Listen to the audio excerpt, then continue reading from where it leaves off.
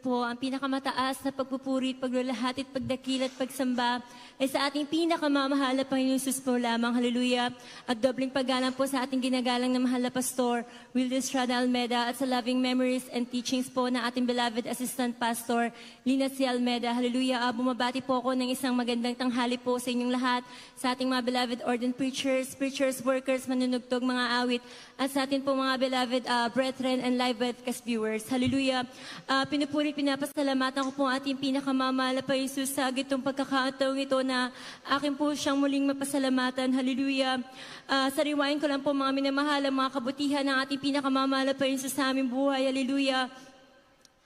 Mga minamahal, bata pa lamang po ako mga minamahal, at the age of 7 years old mga minamahal, meron na po akong karamdamang migraine at anemia mga minamahal, na nandiyan po na sobra pong nagpapahirap sa akin yun nung time po na batang-bata po ako mga minamahal. Hallelujah.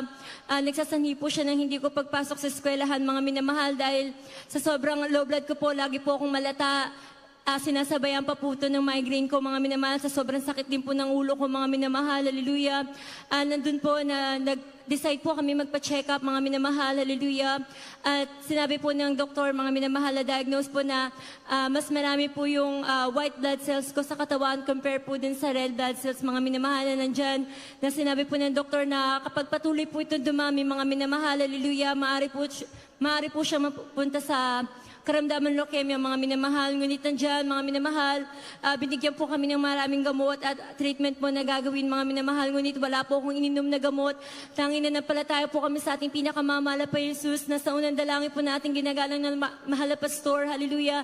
Andyan po, gradual healing po ang pinagkaloob sa akin na ating pinakamamahal na Panginoon Jesus. Hallelujah.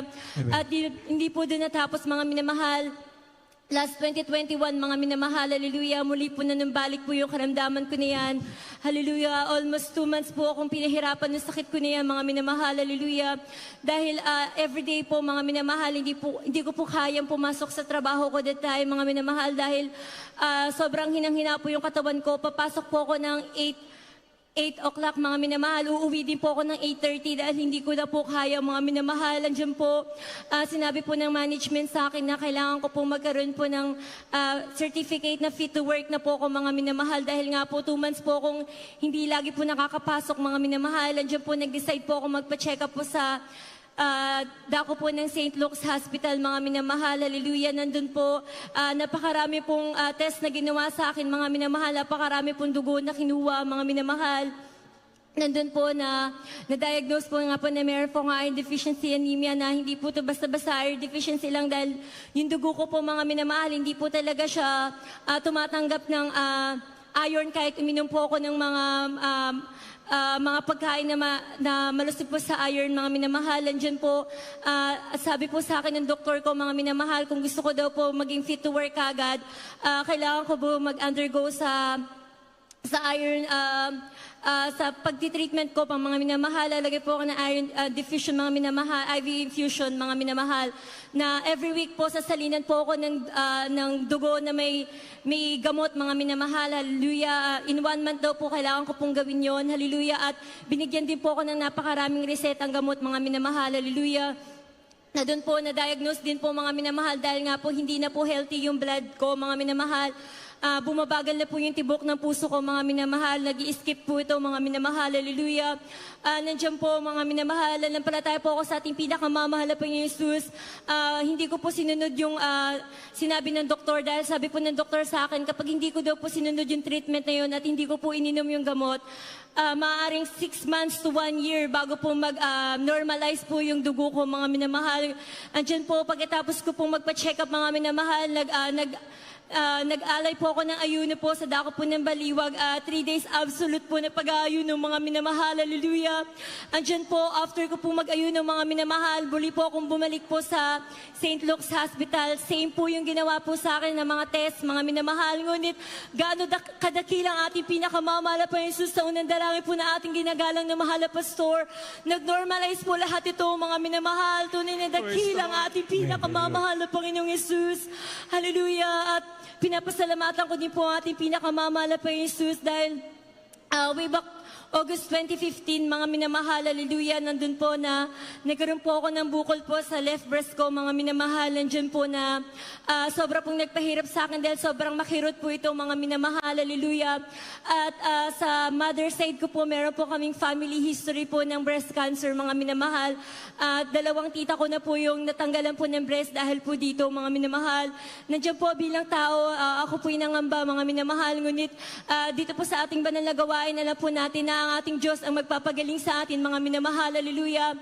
At hindi po ako kagad nagpa-check up, mga minamahal. Nag-self-check lang po ako, mga minamahal, kung ano po yung mga simptomas po na nararamdaman ko, hallelujah. At 3 symptoms po, mga minamahal, ang nag-positive po sa breast cancer, mga minamahal, hallelujah.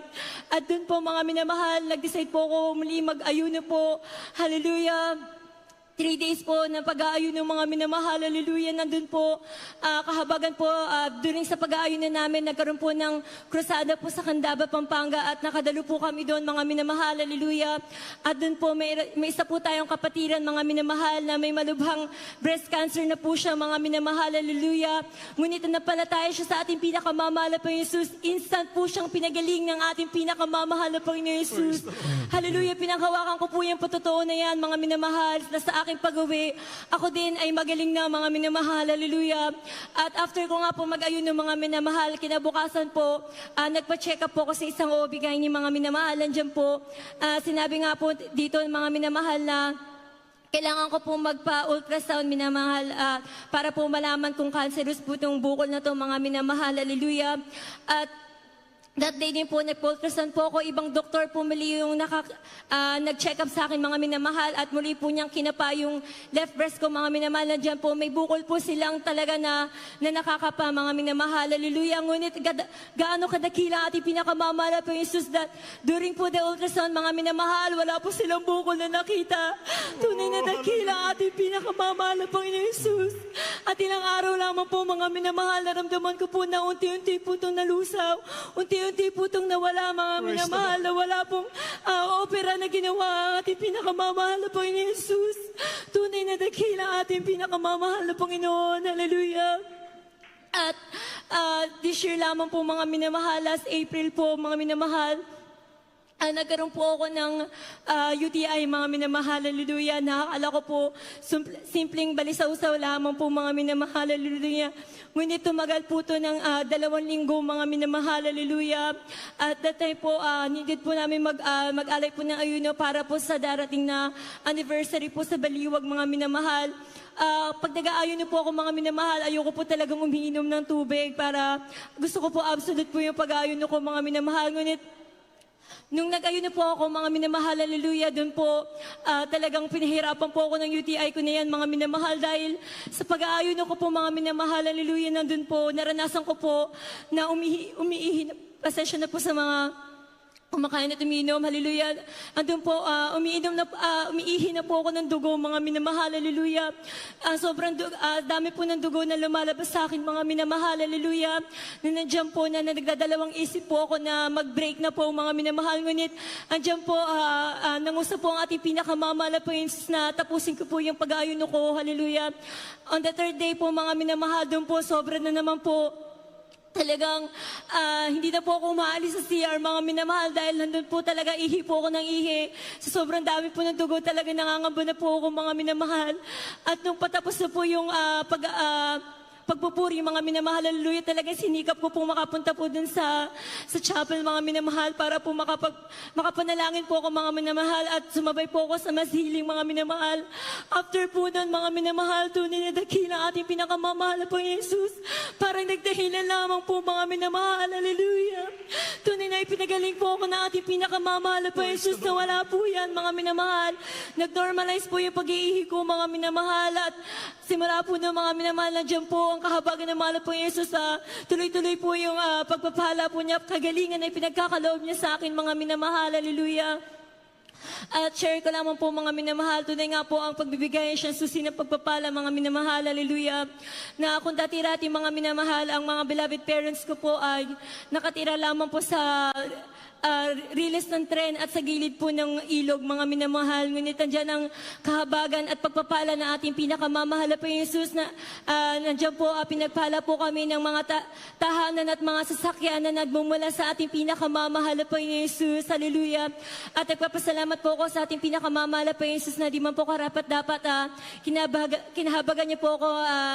Muli niya po, ginamit niya po ako bilang isang mawit po sa kanyang banal na ubasan at nagpapasalamat po ako sa ating pinakamamahal na Panginoong Jesus sa lahat po ng pagpapala niya sa physical, financial, material, lalo tigit sa lahat sa spiritual na pagpapala at lahat ng kapurihan at pasasalamat ay sa ating pinakamamahal na Panginoong Jesus po lamang. Hallelujah. Praise the Lord.